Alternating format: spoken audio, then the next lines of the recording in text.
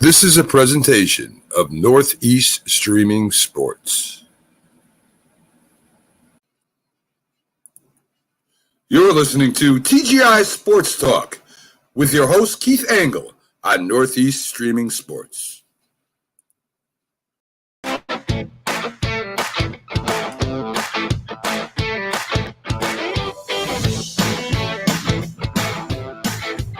Good morning, everybody. Keith Angle for TGI Sports Talks. Are You Serious? I'll be joined by my co-host, the Mad New Yorker, Carlos Chavez, in just a minute. After this quick open, I want to welcome everybody who's watching live this morning on Facebook, YouTube, Twitter. These shows should be getting shared shortly again to all our podcast affiliates to listen to an audio, at any time you want to. We'll also be plausibly live today at Roku at 10 a.m. and we'll replay it periodically through the weekend on TGI Sports Talk and even my homepage, my personal page, and Twitter. So make sure you're doing that. Hopefully you're checking out the other TGI Sports Talk shows. We've had a great response as always to the college football huddle. Thank you to all the groups that certainly help with that. And not the Are You Serious show, that's this show. And the Stream of Consciousness show on Sundays, which, as a reminder, after this week, we'll be on 9 a.m. live Sunday morning, but we'll Eastern Standard Time. But we'll be moving on September 4th to 8:30 to 10:30. Just a quick program reminder there. And I want to say real quick before I bring Carlos in, I've been mentioning this on my shows this week, and I'll continue to do that through the weekend. I want to give my condolences to the family of Lenny Dawson, great NFL quarterback with the Chiefs, who passed away the other day at 88 years old, I believe. Great quarterback, as I said. The Chiefs' victory in 70 over the Vikings is lost a little bit in history, but probably a very important game as it really solidified the AFL before the merger became official.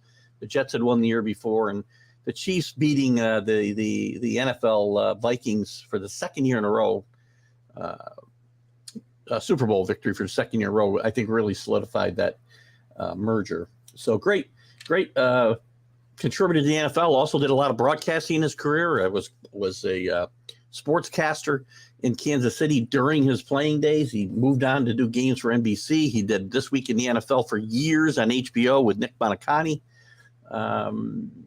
Just a great contributor to the game of football. And the Chiefs did a great job last night, by the way, of honoring him at the start of the game with the choir huddle, which was kind of unique back in the day, where Lenny would line up with his back to the line of scrimmage, and linemen and the rest of the team would be behind the linemen. And it was kind of unique at the time. And I thought it was a nice honor last night to give Lenny Dawson at the Chiefs game. So anyway, our condolences to Lenny Dawson and Godspeed to him, and a job well done. We'll talk about some stuff today. We're going to talk about some news and some important things around Major League Baseball pennant races. And I got one topic I'm sure that Carlos and I will disagree on a lot. We'll also talk about the new baseball schedule, which I think is just an atrocious nightmare. And maybe we'll talk a little Kevin Durant and how do him and the Nets possibly go forward. But let's bring in our co-host, Carlos Chavez, a Mad New Yorker. Good morning, Carlos. Morning, Keith. Good morning, everybody. Happy Friday. Great to have you with us today. We got a lot to chat about, obviously, and Yankees are back on a good streak out on the West Coast. Maybe some bad news, but I think it's a little much ado about nothing. I've got a theory on the Nestor Cortez shutdown here, if you will, injury. Right. And we'll talk about some of the things to watch for in September. I think what the important stories will be for the contenders, and as I said, we'll get into some other stuff as well. Anything you want to give us to start the show off this morning, or we can dive right into it? Your call. No, let's get to it. All right. Good words on Lawson, and you're correct. He was a good piece of. He was an intricate part in the history of the merger, and he'll be missed by many. And I just I think that the older that we get, the more and more we're seeing some of these guys pass. It's it's getting it's a dull reality, right? We won't be here forever, and we have to go ahead and enjoy every minute we can, and I just try to be positive, man.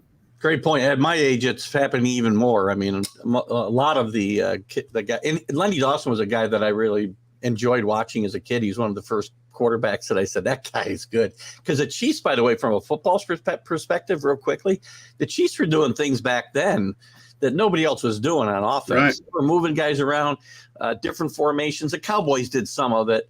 But they're doing things that teams today are doing back, in the 60s and 70s. So the quick passes, the shifts, and and even the throwing before, like throwing on a run. Like those things are things that a lot of people just don't take in consideration how much football's changed. So those plays that they ran were a lot better than the Shanahan plays, for sure. Oh, well, there you go. You even get in a memoriam to Lenny Dawson, you find a way to take a shot at the Shanahan's. You are consistent as anything, let me tell you. So anyway, rest in peace, Lenny Dawson. You guys did a great job. You and Hank Stram were innovators in this game, for sure. For sure, yeah. Let's talk about some Major League Baseball. We got the pennant races. We're going to be, by the time we get back on the air again next week, we'll be into September.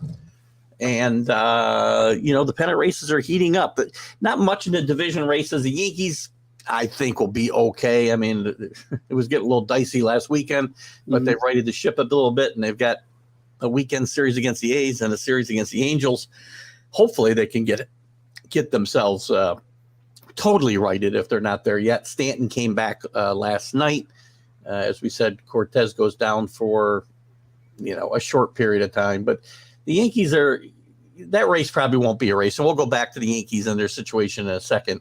The American League Central is starting to heat up, come into play. The team formerly known as the Indians have now opened up a 4-game lead over both the Twins, who are collapsing, and the White Sox, who they'll probably break up after this year. Yeah. The West is done. The race for the American League best record, which will come into play in the playoffs if the Yankees and Astros should face off, as we think they will. I still think they will. 4-game lead for the Astros. National League East, very tight. That's going to be a good division race. Central now is starting to look like a runaway as the Cubs. The Cubs are winning 7 in a row. Yeah, well, that'll give them nice momentum for 2023. They're not going anywhere this year, obviously. It's just good to see them. Weather that storm that they had going over there with the changing of the guards and getting these young guys in, moving players around. So it's good to see the Cubs be competitive, for sure. It is. And the West is obviously a runaway, with the Dodgers up 19.5 over the Padres, who just cannot get out of their own way, in my mind. They're going to be lucky to hold on to a wild card races spot. That's where the real races are, right? We've got a good race in the National League East. The rest, they could still tighten up. But the wild card races are where the interest is really going to be. Yeah, we got 36 to 35 games, depending on the teams. Yeah. And that's not a lot if you think about it. That's gonna go quick, especially in baseball. The last few weeks, heading into once you head into after Labor Day weekend, you head into the the rush of things and teams trying to make sure that they're in a better standing. And as far as we want to go first, the Yankees and Mets. Yeah, we can start. We can start with the Yankees, since we had some back and forth on their situation last night. As I said, Stanton comes off the DL, which is very important because Judge hasn't been pitched to in about a month. Right. And he's still done a very good job of staying within himself and not chasing pitches and whatnot. Right. Stanton's going to provide a lot of protection for him, and at the same time, Nestor Cortez. I think this might be just a ploy to give him a little bit of extra rest. Myself, I don't think he's hurt that bad. He was on the field before doing all the pitching pregame stuff with the other pitchers. So I do not think this is a serious thing, and it might even be a injury that may not really be an injury. Well, since we last spoke, the Yankees were at home. They beat up on the Mets. It wasn't really a beat down. Those 2 games were close. to the final, final last two innings. Mm-hmm. That those games could have gone either way. Credit to the pitching the Yankees have put out on the mound. I did not think Herman was a good was a smart bet to go out and just put him right after coming back from injury. But other than his first start, he's pitched pretty well. Yeah, and then and that defense held up. Benintendi came through with some hits, and I mentioned it. I mentioned it here in a lot of other networks that I'm on and share my ideas and concepts. It's like, the Yankees have to get into out of a slump and out of the idea of crushing the ball and just kind of play. I wouldn't say small ball, but just play regular baseball. Get some hits, get the defense working behind the pitchers, and the pitchers, they did a great job to get the defense going. And when you get the defense and the pitchers going, your hitters feel more confident going in, knowing that they don't have to mash home runs, and that's easier to get a hit. And that's how Benintendi, that's how he thinks. He's just going to go up and try to get a hit. He's not trying to hit home runs, and you could tell by where he puts the ball and how he plays. And a lot of guys are feeding off that. Whereas when Stanton comes in and they have Judge, they're all like, "Oh man, these two guys are going to smash the ball, so I want to smash the ball too." Mm-hmm. So the idea of Benintendi, some of the other guys coming through with hits. There was a couple times that Torres was up to bat and he was trying to smash the ball, and you're like, "Come on, guy, you're not gonna just get a hit." And then later in the innings, he got a few hits. But one of the bright spots that the Yankees have is Oswaldo Perez, right? Like, his defense, his enthusiasm. He could play like 4 different positions. You're talking about Cabrera? No, Oswaldo Perez. Cabrera. Oh, Cabrera. I'm sorry. Yeah, Oswaldo Cabrera. Yeah, like I'm sorry about that. Yeah. He's a bright spot that a lot of guys need to understand that if he wasn't in this situation in the lineup, you weren't going to get that same energy and that same mindset to be there every day like Torres. Torres was benched for the first game of the Mets series for a reason. And credit to Boone to keep Cabrera on the field somehow or another, because the kid can play and he wants to play, and you need that energy, and you need that mindset to just go out there and just try to hit the ball, try to get it in play. You don't need to play smash ball right now because it's not going to help you, especially if you're in a slump and you can't hit anything. So and now that Stanton's back, I just hope that idea and that mindset doesn't change, and that these guys just kind of like just try to get back and out of that mentality that they have to hit a home run to win games, because that team is so athletic and it has so much depth defensive wise, and the pitching isn't it's not balanced up very well, that they're gonna have to depend on that defense and those former Gold Glovers and those guys that are former great infielders, like whatever you want to call them. Like they all need to get together and work together and be on the same page. And their defense is about to get better with Harrison Bader gets back here in September as well. Yeah, but you got to play with what you got, right? And that's why you bench guys like Hicks, who Boone has had a love affair with since he's been here, and I never understood it. And I'm glad to see he's finally realized Aaron Hicks is not going to help this team. Right. I mean, not defensively and not with the stick right now, because he's not.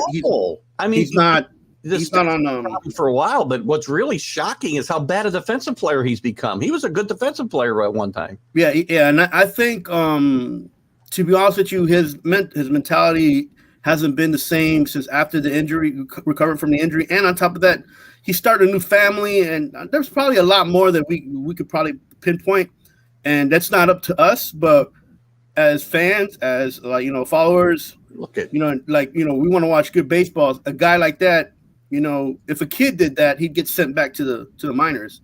And I don't understand why he hasn't been sent down. I think he's out of options. I don't think they can send him down. I think that's the deal. Well, you got to do something with those kind of guys, right? And keeping them on the roster is only limiting your depth. So, and then with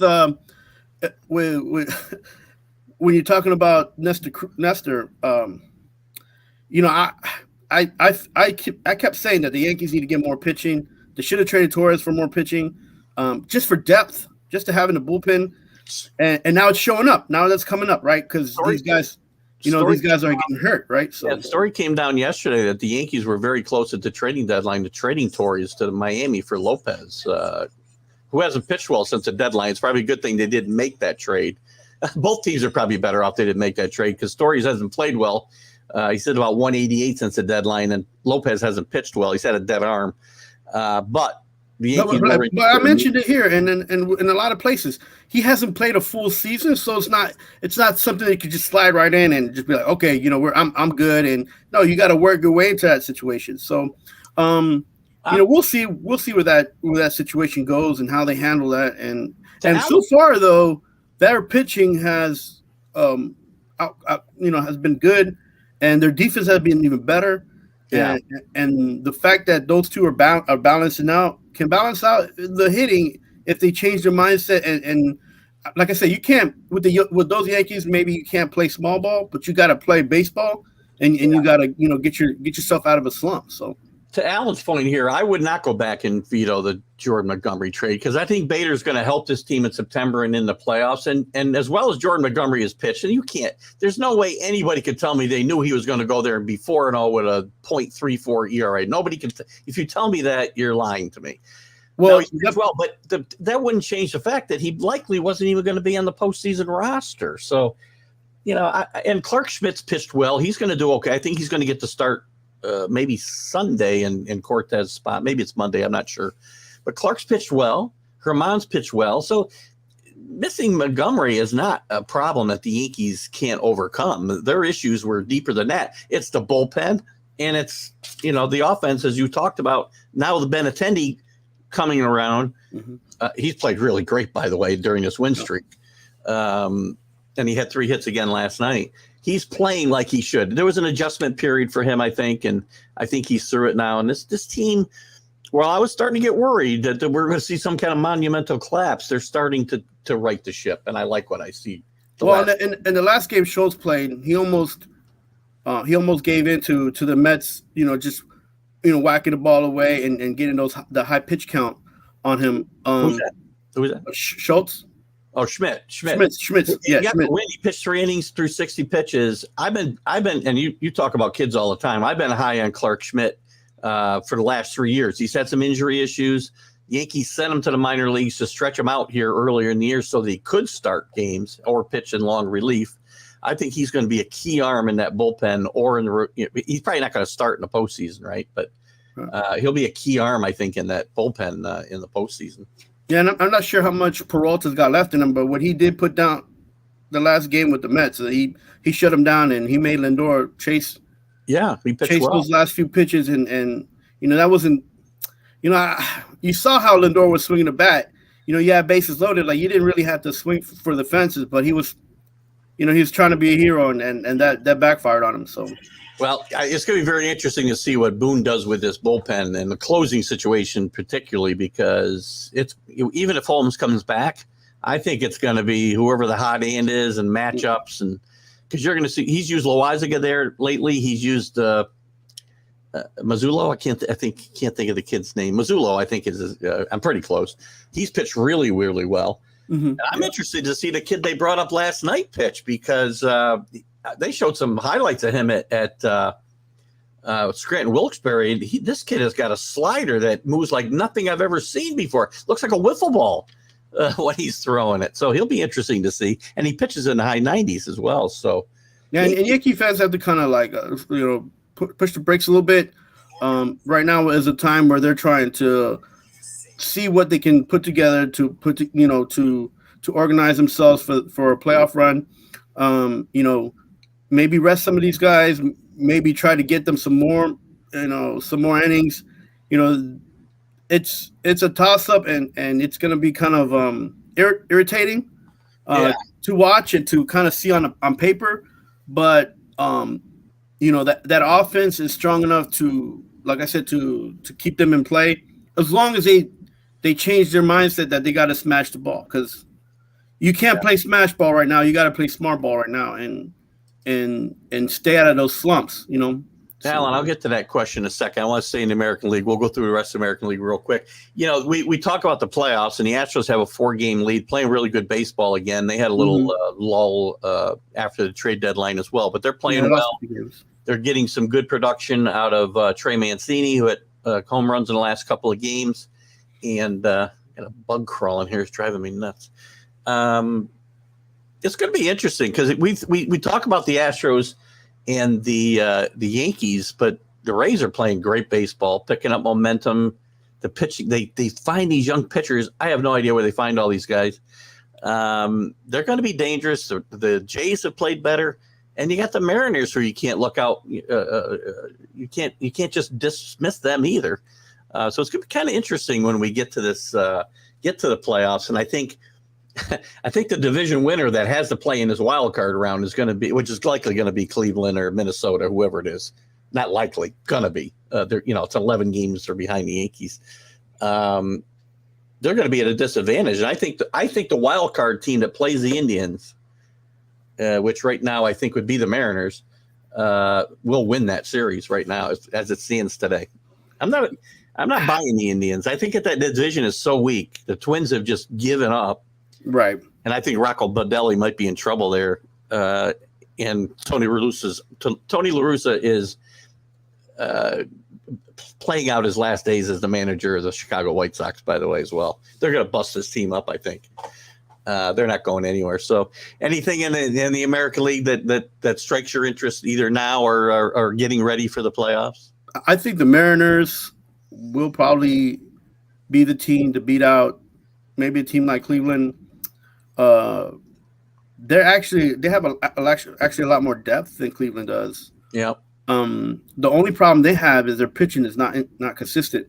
But that's everywhere. That's the problem right now, and all the baseball is the pitching is not, where you want it to be, and you might have 2-3 pieces, but you need like 4 or 5, right, for the playoffs, and to get you through. But we'll see. We'll see. This is baseball. You can't play these games on paper, right? Yeah, exactly. And I'm not a big fan of the expanded playoffs, but I think it's going to be very exciting. These wild card games, I think, are series, I should say, because they're going to be 3 games. And remember, the team with the worst record plays no home games. Every game is going to be played at the team with the better record. That might help some teams because the weather now is getting colder, and possibly, like I told somebody, the other day, even on the shows, it's like, if the Mets have to go to San Diego and play, man, they're not gonna play bad. They're gonna play better because the weather here in New York stinks. That's a better. First of all, the Mets. Well, they could end up playing them. I'm just saying an example of that. I think it's a bigger disadvantage for the Padres that have to come and play in New York in the cold than it is an advantage for the Mets to go play in the heat. I would say. Just my thoughts. All I know is that it would. If they play in milder weather and more consistent weather, that both teams will you'll see better baseball than if you have a team travel to a cold place, So before we leave the American League, we've got to get Alan and his Ranger comment in here. We know Texas is out of it. They made some serious mistakes at the trade deadline, which I will continue to harp on, and that's probably why they made the changes they had to make in the front office. But yes, Garcia and Lowe have played very well. So listen, Garcia's on a 21-game hit streak, which I think is the longest in Major League Baseball this year. So kudos to them. Maybe they've got something going here, Alan. I've told you that in the past. I just think they got a year ahead of themselves with the big signings of Seager and Simeon. And this team will probably be okay going forward. Probably made a big mistake not trading Martin Perez and getting some prospects. But, I mean – Keith, this happens in every league, right? Like a coach gets fired, the team's not doing that well, and the players that see an opportunity, they bite down, they start gritting out some good games, so that way contractual reasons next season they either get a better contract or they move on from the team, right? So yeah, I've said since the trade deadline and before, I've said before, these teams. Especially teams that are out of it. I mean, I get it. Yankees aren't changing Aaron Judge, even though he's going to be a free agent in the offseason. But if you're a team like the Rangers or whatever team that's out of it this year, and you got the Red Sox, they got pending free agents You know they're going to let them reach free agency and then negotiate with them. You're crazy not to trade them and get some value for them and then go negotiate with them anyway in the offseason. So it's a smooth business deal when you don't get rid of those players, for the fact that you're actually giving the fans the idea that there might be an opportunity for them to come back because they still got some of these players on the team. But other teams have shown you that model I just mentioned works. The Yankees have done it with did it with Chapman, and they were able to get Torres and some other useful bodies and bring them back in the offseason. So it does work. It does work, but a lot of teams don't have the advantage that the Yankees have, which is their namesake, right? And the idea that they could always they're always in the hunt for a championship run, some way, format, or shape, you know. So it can happen. You can get your players back, but it's easier for a team to keep on their players and maybe use them as trade bait and try to better the team in other ways. And on top of that, it allows the teams to still kind of make some kind of income in the last few weeks of the season, because you got a player with the name on it, on the jersey, and you got to come on. I mean, in the 80s, it happened with Sammy Sosa, right? Where the Cubs were terrible, and then Kerry Wood started playing well in the middle of the season, and then Sosa was hitting home runs, and and they actually got an opportunity. I wonder why he started hitting those home runs. That's a different picture. Show though. So hey, that it still happened. You can't. Anyway, I'm pretty excited. And again, I don't normally I'm not excited about the expanded playoffs, but I'm stick with the American League for a second. I'm really excited. Right now, we would be seeing Rays against Jays, Indians against Mariners in that wild card round, and that's a pretty good matchup. And I think we'll see the same kind of thing as we move into the National League as well. So let's move there now. The Mets lead has shrunk very quickly after they had really good series, two good series against the Braves here a couple of weeks ago, bookend with a series in the middle that I don't remember who they played. But they had a 7-game lead coming out of that. It's down to 2. It was at 1.5, actually. I think the Braves were off yesterday. The Mets got a win. No, the Rays played yesterday. Anyway, I'm not sure how it got to 2 games. It was 1.5 yesterday. So the Mets played the Philadelphia Phillies. Yeah, maybe the Phillies won yesterday, so there wasn't. I don't know who the Mets played. I forget now. No, the Mets last night, they played the Colorado Rockies. Yeah. So anyway, the lead's down to 2. The Braves are playing some really good baseball, 8-2 again. So they had a little swoon during that couple of Mets series, but since then they've been playing some great baseball. Their pitching's really gotten straightened out, except for Ian Anderson, who they sent to the minors to get some work in. He'll probably be back and be part of the bullpen maybe in the playoffs. But this is going to be the one division race that's going to be very, very interesting. And Ken Scherzer and DeGrom, I think the Mets are going to probably give DeGrom a few, like they did this week. He didn't pitch against the Yankees. They bumped him a day or two just to give him a little extra time in between starts. I think you'll see that in September with him a little bit as well. He did get the win last night, by the way. They scored a couple of they actually got 2 runs for him, and they won the game. So. Well, Pete Alonso had a 2-run homer, right? Yeah. So, I mean, this is going to be an interesting race down the stretch. And I still think the Mets will hold off the Braves, but I think the Braves are a better bet come playoff time probably than the Mets will be. I rank them right behind the Dodgers, and with a decent chance to repeat as world champions, possibly the Braves. Well, the Mets right now all they have to do is just kind of put their head down and just play baseball and not worry about what the race is. They have to make sure that they get the team on the same page. They're going to get some players back from injury. Guillorme is going to be coming back soon. They're going to have 30 days. He was out 30 days though. I think Guillaume 15 days. That's it. Okay. Then they'll have Tyler McGill come back. They still got May that's kind of recuperating. Ottavino, who he shut out the last inning for the last night. So the pitching is okay.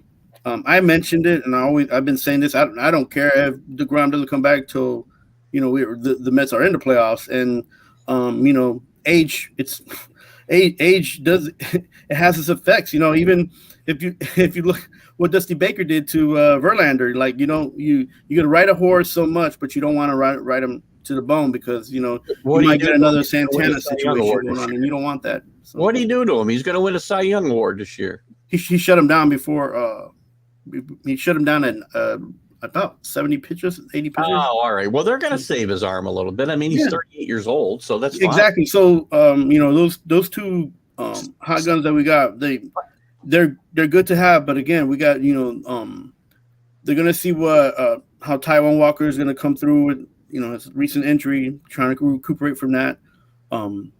Carrasco's still out, so they have certain pieces to move around.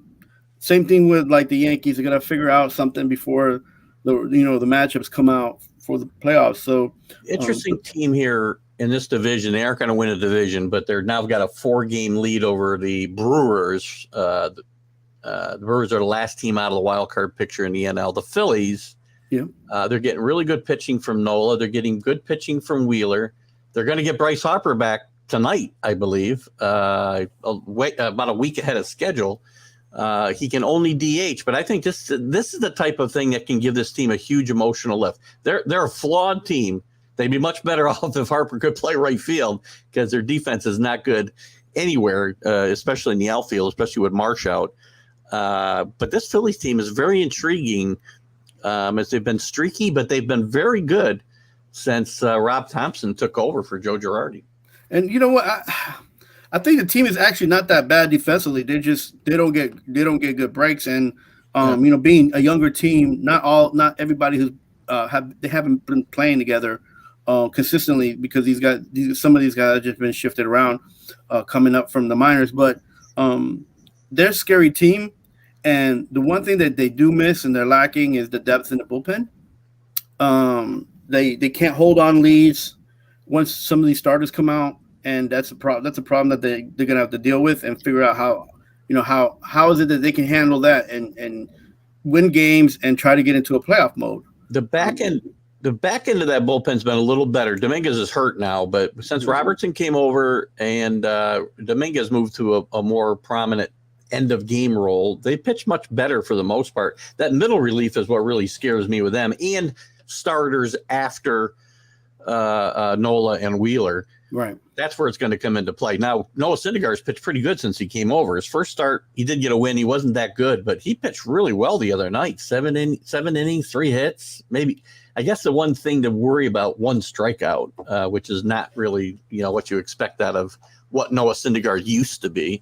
Well, even when he was with the Mets before he'd get injured, he's more of a ground ball type of pitcher, a pop out because of the strength that he uses. He uses strength instead of like trying to pinpoint pitches instead of accuracy and try to use that speed on pitching the ball. But I mean, I feel like he's the same guy that the Mets let go. And he doesn't have the stuff he had then. I saw him pitch a couple of times. He's a little bit older now. He's gone through a couple injuries. Yeah, he's pitched better without a T-shirt on Instagram than he's pitched, for the Phillies so far. But I think he just needs to get pitching more innings. If I'm the Phillies, I'd forget about putting him as a starter and just put him in a middle relief just to get a couple. I think I said to you, and I know I said to the Philly sports guy too on a couple of shows, that Syndergaard is a guy who could help the Phillies in the playoffs, both starting and relieving, because he's got experience doing both. He pitched out of the bullpen with the Mets when he was coming back from injury and stuff, and he's done very well. So, listen, this team, they get Greg Marsh back. Greg Marsh? I can't remember if his name is Greg or not, but they get Marsh back to play center field. He's been hurt, really good center fielder. And Harper comes back. He was killing it in his rehab stint. If he comes back reasonably effective and close to 100%, this team's going to be interesting in any series they match up with. They're going to have to score runs to win. They got a lot of energy. They're looking like they're producing a lot of good things in the baseball games that they're playing. They just, again, that pitching is an issue for all the teams, and they just got to figure it out.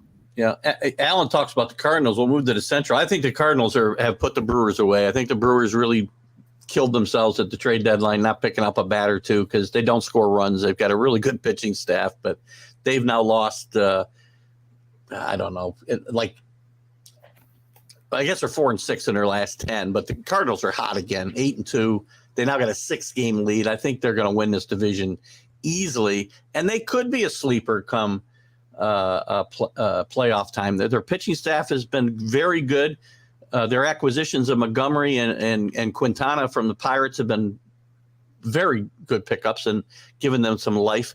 And this is a no-name team. You look around it, you got Nolan Ariendo. Did I say that right? Ariendo, right? Goldschmidt, but then you get a bunch of, and Molina, but he's not playing very well. But then you got a bunch of kids around them. It's somebody mentioned the comparison to the '69 Mets, and it's kind of interesting because it is kind of like that. There's a lot of platooning that goes on. There's a lot of bench guys that contribute, and it's got that. It does have that kind of that feel to it. If you're a Cardinal fan, well, maybe you're maybe not remembering the '69 Mets fondly if you're a Cardinals fan, but it's got that kind of feel, and they could be dangerous come playoff time for one of these teams. Interesting matchup. They would play. They would play the Padres in the first round in a wild card if that were the case, and the Phillies would play the Braves. So kind of interesting matchups there in that wild card match. And you got to understand, these young kids are riding a wave, and they want to be surrounded by Albert Pujols, giving them a little bit of a bat when they need it. And he's at the tail end of his career, but he's chasing the record, and the guys are on the wave with him, and then they're supporting him just as much as they're supporting their pitchers, and you see that, and you see, when you got something to play for, or someone to play for, it becomes a different game, right? Pujols has been one of the hottest bats in the National League, and I thought he may not get a shot at 700 unless he came back for another year because he wouldn't get enough playing time in September.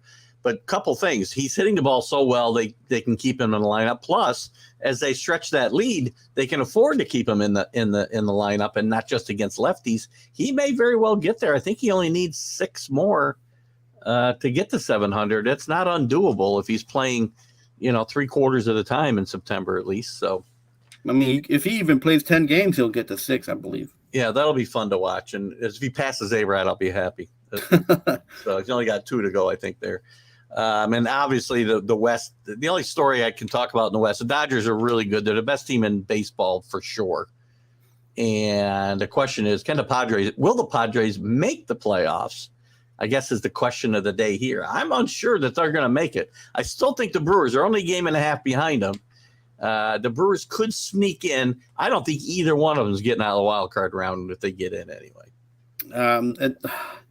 The problem is that the Brewers don't have enough depth. The problem is the Padres have enough depth, but their pitching is so erratic.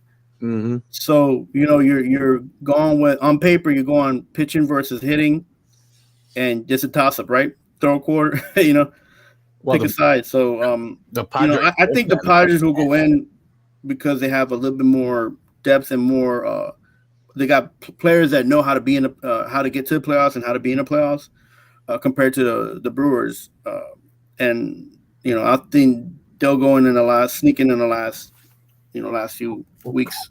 The only guy, Soto's the only guy that's this playoff proven player that Machado's been in the playoffs with the Orioles. Yeah. And then this guy, the Heater.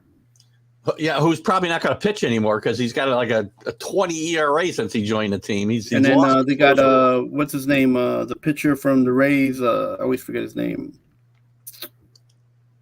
Blake Snell. Oh, Blake Snell. Yeah, Blake Snell. You know what? He's pitched better recently, but it's funny that when they do get some pitching, they don't score any runs. Right. And when they get hitting, they don't get any pitching. So this team is again. I told you it's erratic, right? The pitching's erratic. So. And Musgrove is the only constant, and he sometimes he can't win a game because he doesn't get the batting that he needs. That's why I say they don't score runs when they get good pitching. So it's a weirdly put together team. So it'll be interesting to see if they make the playoffs. As I said, it'll be them or the Brewers probably getting that last spot in. The Brewers, I think they both go out. The Brewers, the reason why they're still in is because they got good coaching. And Alan, to your point, who knows? The Cardinals could maybe be a surprise team. They could knock off. Let's see, who did I say they would play? They would play. They play either the Padres or the Brewers, right? So they certainly could move on, but then they're probably going to match up with the Dodgers, which is going to be much, much different for sure. That's all I got right there, really. Anything else you want to add about the playoff race? I want to get into the new schedule a little bit. Just that, let's try to if you're a fan of baseball, it's a good time to watch baseball. Absolutely. I wouldn't bet it right now because it's so erratic. But you can put if you're somebody who's into betting, just be careful and don't go match up on papers. Don't mean anything. They got to go on the field and play the game. So baseball's a hard game to bet, man. Hard Tough. Game to bet for sure. I want to move on to again the new baseball schedule's out for 2023 and more ridiculousness from the Rob Manfred crowd in my mind. They decide to have a more balanced schedule, and every team's going to play every team during the season for the first time ever. And you're also going to play now less division games than you play interleague games. And I think this is the most ridiculous thing. What's the point of having division games if I'm going to play 52 division games and 66 or 68 interleague play games? I don't understand what Major League Baseball is thinking. It's the divisional matchups that have always been most important in baseball, and we continue to de-emphasize them. I think that they're looking at it as a media and money situation where a lot of these divisions that only have one or two good teams in the division, and it's becoming something horrible to watch. And the execs in MLB, they see that there's not that many divisions that have more than 4 teams that are actually competitive, right? Not all the teams are like the NL West where you got the Dodgers, the Padres, the Giants, trying to duke it out, right? So this is all about money so that we can send the Yankees to Colorado and they can pack the stadium, and the Dodgers can go to Tampa and they can. That's another. But nobody else cares about those games. Who cares about those games? Nobody cares about those games. The players have to care because no matter whether they play at home or away, they have to win the games to make sure that they get into at least to the playoffs, right? Right, but again, is there any need to have divisions anymore when you're playing each team? I think 13 times now. They used to play each other like 20 7 times a year, and it meant something to win your division. Now, you don't have to win all your division games to really win the division because you could dominate against interleague and win your division and really not do well in your division, which I think makes no sense to me. Why play divisions at all? Let's just have a National League and an American League, and the best teams make the playoffs. So essentially, one of the things that people were discussing, even recently, has been the interleague play of the Mets and the Yankees, right?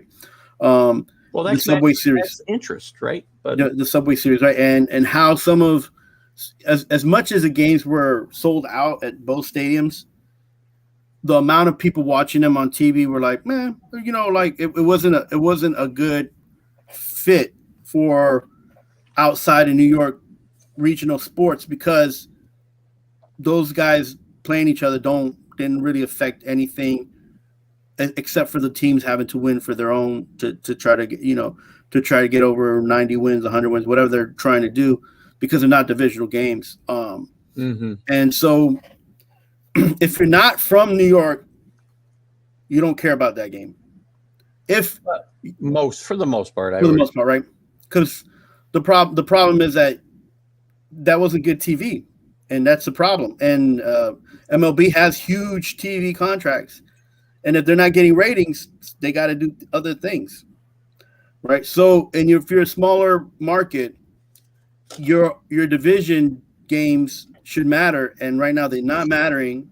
So if you got a team like the Mets or the Yankees to come in to play to your smaller market, you'll get more eyes on the TV and on streaming, right? And I think that's what Major League Baseball right now, that's what their concern is, trying to get eyes on these games that are being streamed. I'm not staying up to watch them visit Colorado, and I don't care about that. So they're going to get less eyes. I'm not staying up for that game. I'm not staying up for the Yankees and Giants. I'm not staying up for the Yankees and whoever else is in a different time zone that doesn't matter to me. I want to watch division baseball. We talked about, and I had some discussions with people in some groups who were talking about the Yankees made such a mistake. They didn't hold back Cole or their best pitchers to pitch against the Mets. And I'm like, the Blue Jay series was much more important than the Mets series. Yeah, it's right? Again, you see those kind of things. But that's going to be lessened now. They come into play, and that's what the Major League Baseball does. They want to make sure that everybody who is a star in the team is shown on as being televised or streamed. Like, I don't know what to tell you, Keith. Like, you want to watch regional baseball, but there's so much Washington games with the Mets games and the Philly games, with Atlanta Braves. Like, there's only so much you can take of that junk, man.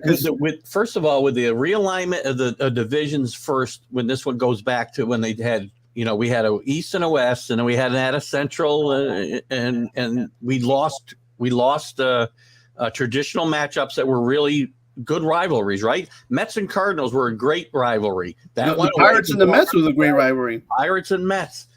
Yankees and Red Sox. Yankees Indians was a great series. I mean, they were very good, but Tigers and Yankees. We lose all of these things. Now we're going to lose them even more because I'm going to get more Yankees and Rockies and less Yankees and Red Sox. That's just crazy for baseball. It's a necessary evil for the small markets. Look, they realize this when they see that Tampa Bay. When they see Tampa Bay and Miami getting these Florida teams getting more people in the stadiums when these teams are not from their own division, right? The Tampa Bay plays when they're playing some of these teams like the Dodgers, man. That's a half a crowd they gain. When the Yankees go and play the Marlins, that stadium is full. So Yankees fans. Yeah, I know, but what are you gonna do when the Mets? There's more Mets fans at the Miami game than there are Marlin fans. Right. But like that's it's not that you're wrong. It's that business matters more to MLB right now than the bottom dollar matters more right now to baseball than how people see and want baseball, right? And I'm getting to a point where I'm telling you, like, what I'm saying is gonna happen. Baseball's gonna get split up into 2 seasons, man. It's gonna be a spring and a fall, and it's gonna happen because it also guys like me don't want to watch it at all. It's just too many games for the eyes to keep interested, and it's too many games for the players to even want to keep playing. No, it's not too many games for people to stay interested. And if you're coming up playing college ball or you're coming up playing in the minors, you're not playing 100 and some games. You're not. Yeah. And how are you gonna? Then you gotta turn your talent and put it into the big show, and you got to play triple the amount of games that you did when you got drafted. It didn't hurt anybody for the last 60 years since we had a college. That's not true. That's not true. Hurt people now. That's not true. It has affected a lot of people. Ooh. A lot of guys, man. There's a lot of guys that don't like Reggie Jackson and all these guys who went to college and were big stars in college and are in the Hall of Fame now. There's less guys who play in college ball that are the stars than guys who just came out and played. Again, in what time frame? Just total right now. If you total it out today, I would bet you most of the players in the major leagues played in college. Except for the foreign players. Well, maybe that's where your argument comes in because there's obviously the Latin American players have grown as part of the demographic in Major League Baseball, so they would not have gone to college, obviously. Right. So that's going to skew the number though, and that's hard to. And those kids they probably play 300 games a year for crying out loud because they're playing every day. That's all they do there. Right. The weather allows it as well. Like they live in Caribbean and Caribbean and nice weather. Like, listen, yeah. I'm just saying, it takes a long time in the drag, the way the sport is to get to the playoff. Like right now, we're still talking about the playoffs, and that's just the playoffs. And then we got to talk about, the World Series. So, and a lot of these players, they miss out on international play. They miss out on a lot of different opportunities of moving, even play to another league if they want to, if they're not doing that well. So, this comment by Alan kind of plays in what I was going to piggyback off. You were talking about ratings and the smaller markets needing the Yankee ratings and needing the Dodgers. But when you do that, you also bleed off of the ratings because the Yankee. Guess what? The people are not watching. Yes, when they're playing the Rockies the way they are when they're playing the Red Sox, or when they're playing the Blue Jays, or when they're playing the Rays, or when they're playing the Mets even. So this is more, in my mind, of a way of baseball trying to share revenue. It is. And I think it's wrong. And George Steinbrenner said this best when the first revenue sharing first came up. If I wanted to buy the Kansas City Royals, I would have bought the Kansas City Royals. I bought the New York Yankees, and so did everybody else have a chance to buy them, including the people who bought the Kansas City Royals. You want those teams? You want those small market teams? Then you figure out a way to make money yourself. They shouldn't be supported by the teams that are making the big money and propping baseball up. You're gonna diminish the product until the product is unwatchable. And here's the thing, and I say it, and you're like, oh, you can't bring international soccer, and I was like, it's not about international soccer. It's the fact that you have a tier soccer teams in Major League Baseball. No, I'm talking about having a tier system that actually actually works, like a regulation, or having a regulation system that actually works and keeps teams in contention and keeps teams like competitive. Like there has to be something. It can't just be here. It won't work here. Those teams will be in the second division forever. You got to figure it out. You got to get ownership. You got to get players. You got to figure it out. See, make money, you got to spend money. That's just the way it is. You talk about you talk out of both sides of your mouth though here, Carlos, because you say we have to prop up these small market teams, but then you say we need to regulate them to a second division, which they'll never get out of if you put them there. That's not true. It's a system that hasn't been tried or tested in baseball. They have it. They have a system set up, but it's not working. Right? It's not developing players. They just compounded the teams for minor. Right? They contracted them. Right? Working. Attendance is higher than ever. Where? Almost everywhere. Well, there are in some of the smaller markets, it's not. But so move your team where the people will come and watch you. That's not how that works, man. That's the way it should work. But a lot of these teams are contracted to some of these cities and states for stadiums. If the Kansas City Royals and the Tampa Bay Rays and the Oakland A's can't draw fans, and they ought to be able to move their team someplace where they can. If you won't support the team, you should be able to up and move them. And the system that gives those teams and those owners money from the Yankees and from the Red Sox and the Dodgers doesn't work either, because those owners put the money in their pocket and they don't use it to make the teams better, which is what the system's set up to do. Well, so you got two problems there. That's partially what you're saying is partially there's some partial truth to what you're saying, but the reality is, for instance, the Oakland A's, people are trashing Oakland A's, but they're some of their minor leagues. I'm trashing the fans in Oakland. I'll trash the fans. Come out and watch your team. Yeah, well, some of the fans are watching the Oakland A's, and their minor league system is actually pretty decent. They have sold out the minor leagues more than they've even gotten half the people in the stadium for the major leagues. To my argument, people like but you're not. But if that minor league team was actually taking place of the Oakland A's team, you'd have a competitive team, and they'd be nobody come out and watch them. What? When the A's win, guys don't come out and watch them. They won 3 straight championships in the 70s. They'd average about 7,000 a game during the regular season. Nobody would come out till the playoffs with winning teams. Oakland won't support baseball. It's been proven now for 50 years. And listen, move them to Vegas. I don't understand the relationship with sports in California, because they always talk about media and population and all this, and I don't feel like it's true, because they've had so many issues with all their sports. So they say the populace and this and that and the average person, but there's more people in California who'd rather like go snow, go skiing or do other things than they can watch this sport. Dodgers do okay. Dodgers draw 3 million. No, they don't. Dodgers don't always do well. They draw 3 million a year. That's an average, but there's times where that stadium's empty. 3 million a year. And even Mookie Betts, even Betts tweeted out and had a shirt that said, "You guys come watch us play." Yeah. That's a great point. That's how Allen got his basketball team moved from Seattle, because fans didn't come out and watch even good teams play. You got to support. You know what? Everybody likes to get on teams for carpetbagging and leaving teams behind. But if you don't come out and support your team, you should just keep your mouth shut. I mean, listen, I like New York, and I'll watch them, but I'm not going to go out and buy tickets to support them in this I ridiculousness that's happening right now in their NFL teams. I'm not going to do it. Well, that's fine, but if the teams move, then don't complain that they moved. They play in Jersey. They don't even play in New York.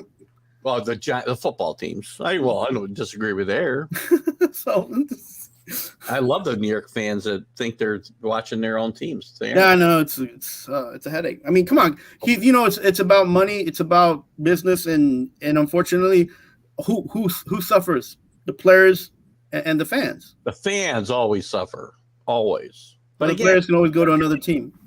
Support your team. And look at you talk about the money, but again, it's not costing you the money to go to watch Oakland play as it is to watch the Mets play. You know that for a fact. I mean, I think that 20% of what it costs to go to a Yankee or a Met game. To be honest with you, I think if they had a cap on tickets, on how much tickets could cost and the food costs, there would be more fans going to games. Oh, without a doubt. But you'd also, even if you had like the Costco, IKEA like type of mindset where you go and you go to a game, but it's not going to cost you $1 million, to to enjoy a season, So, yeah, a slice of pizza shouldn't be $15. A slice of pizza should cost like $2 or $3. I think one of the teams in one of the cities that do it well is Atlanta. For their football team and their soccer team, for their baseball team, they kind of do what the Yankees do and up the prices. But that's. By the way, it's not just sports. I was at a concert at the Meadowlands 2 weekends ago for a 12-ounce beer. It cost me $15.95. Yeah. Are you kidding me? Same thing if I go to Saratoga Performing Arts Center up here. I'm paying $16 for a beer. Are you kidding me? Yeah. Oh my gosh. So I like that the airports in New York, they set a limit on pricing, on price gouging, right? You know that, right? Did you hear about that? Oh yeah. All New York airports are not allowed to price gauge because they're charging too much for things that like these flyers they can't. But you can't do that for private venues like the Meadowlands and SPAC and places that have concerts and football games. They can do what they want, and mostly the concessionaires don't have anything to do with the team. Right, they're contracted out. Right, yeah, third parties. Yeah. So I don't know.